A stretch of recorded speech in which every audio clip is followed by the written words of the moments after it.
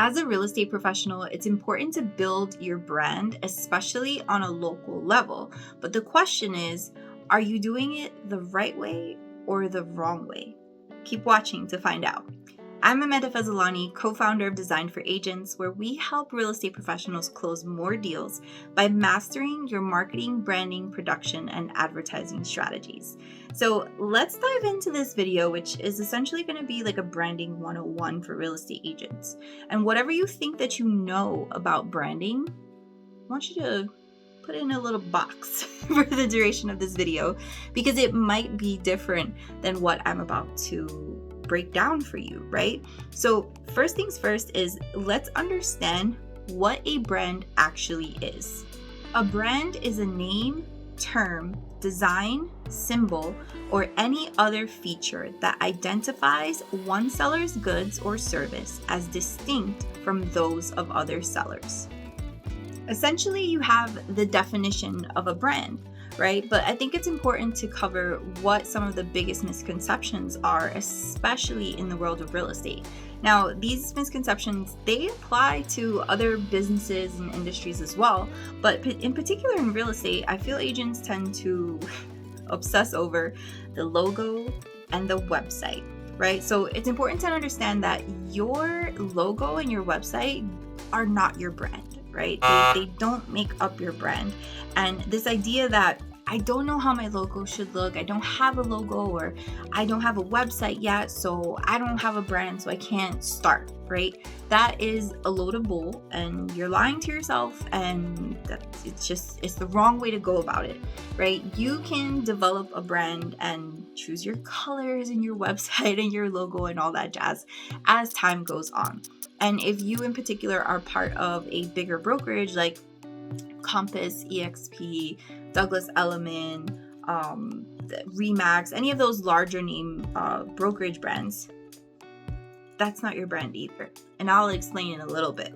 But I want you to understand overall that you are your brand, right? And when you understand that you are your brand, you can take the action of not promoting your brokerage and not like falling into this rabbit hole of just you're not ever promoting yourself, right? If you're the kind of agent who has a social media profile and you're throwing your brokerage logo up as the main photo, you're doing it wrong, right? Most agents actually switch brokerages anywhere from every 2 to 3 years, right? And it's important to think of your brokerage.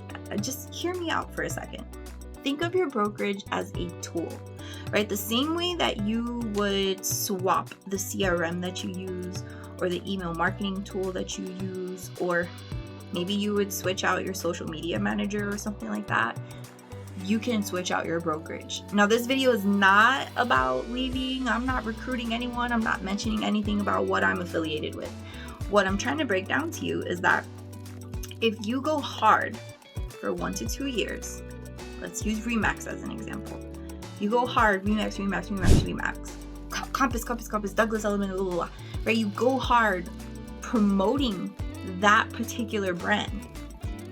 When you decide to switch, you're gonna go through like an identity crisis, right? You're gonna have all these worries that people are like not gonna want to associate with you because you switched brokerages, blah, blah, blah. And what's funny is that at the end of the day, what does a brokerage provide us with? Training, tools, maybe a place to work from, like an office, right? These are all tools based. These are all things like if you went in and signed up for a coaching program, you wouldn't run around like saying like coaching program and make the coaching program's logo your logo. It's just a tool, right? So it's kind of crazy that like you would never stress switching coaching programs. You would never stress your identity if you were switching CRMs, but we stress it when it comes to switching brokerages, right? And we really shouldn't, because at the end of the day, you are your brand, tried and true.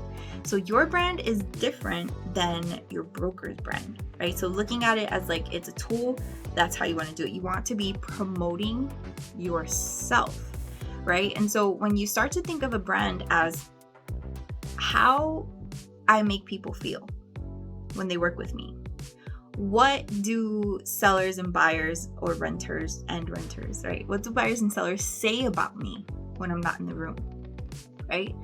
What do my reviews say about me? What does my content say about me? How does it make people feel? What type of client experience am I providing out there, right? That truly is the essence of your brand. It's not a logo. Logos change, right? Coca-Cola, Pepsi, they have changed their logo over the decades. Your logo too can change. You can do a revamp of the aesthetics of your brand. But what will always remain the same is how you make people feel, the experience that you provide, how people talk about you when you're not in the room. That is your brand, and that is why you shouldn't use your brokerage's aesthetic stuff as your brand. I want to invite you to do an exercise with me, and this is something that I actually used to do with my clients when I was a graphic designer and photographer, and I was building websites for brands and doing all of the graphic design and stuff like that, and personal brand photography. And one of the exercises we would do in order to figure out where they wanted to go with the aesthetic look of their brand was to figure out 3 descriptive brand words for their business. And those 3 brand words would be what is used moving forward for all decisions, systems, processes, and designs, right? So when you think about that, it's like, ooh, well, it's pressured. 3 words that are going to help influence decisions, systems, processes, and designs. Whoa, what kind of words are these? Very simple words. So you're going to pick 3 words. You can jot them down now live with me in the video. What are 3 words that describe your brand? So as an example to get you started, right? Mine was creative, customized, certain, right? You want to make sure that when you're coming up with these words, you're thinking about what kind of experience do I want to create for people? What do I want people to feel? When you come up with these 3 descriptive brand words, all of a sudden, when you sit down in Canva to create a flyer design for your business, right? Or customize a template that maybe you purchased from Design for Agents, you understand what changes to make. You can look at the font and say, is this creative, customized, and certain? Am I getting that vibe, right?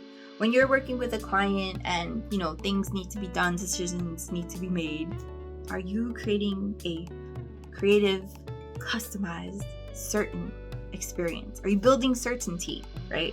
Are you providing them with a customized experience, or is it just something generic that they can get with any other agent, right? What's your value proposition? So come up with those 3 descriptive brand words, and I guarantee you everything else in your brand will start to fall into place, and you'll start to really understand what it is that you're going for. Because you might have been living your business life following one of these big box brokerages, brands and aesthetic and what they're going for, and operating in that way, and not really feeling connected with that, when in reality all you needed to do was sit down and ask yourself, what kind of experience do I want to create for my clients, and how do I want them to feel? And that will help you discover more about your brand than any brokerage ever will. I leave you with that. I'll see you in the next video. If you enjoyed this video, subscribe and leave me a comment in the comment section below so that I know and we can make more of this content.